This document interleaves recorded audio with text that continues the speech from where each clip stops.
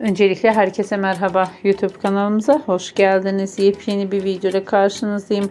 Bugün de sizlere Demet Özdemir'den güzel görüntüler, yeni paylaşımlar sunacağım. Demet Özdemir oyunculukta ve özel hayatta çok başarılı.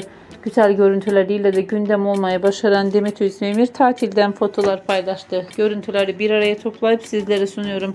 Umarım beğenirsiniz. Şimdilik benden bu kadar. Sağlıcakla kalın arkadaşlar. Yeni videolarımda yeniden buluşmak üzere.